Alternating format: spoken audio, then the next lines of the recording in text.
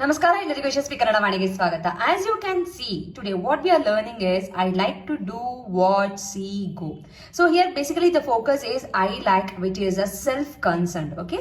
So it's not you like, he like, it's only I like. So like andre we already know, like andre ishta. Okay? And do andre no, do is madu. Okay?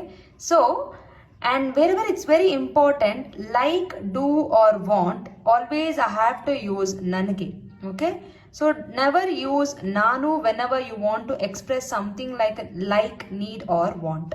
So here my sentence for the first one, I like to do, nange madak ishta.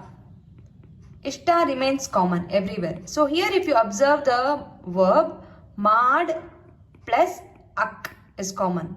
For example, see, I like to see. No duck ishta. I like to go. Hogak ishta. Go is hogu. I like to come. Barak ishta. Baru is a come. I like to drink. Kudiyak ishta. Whenever the verb ends with the I sounding or E sounding, please add Y. So now try translating all these and comment in the comment section. Thank you.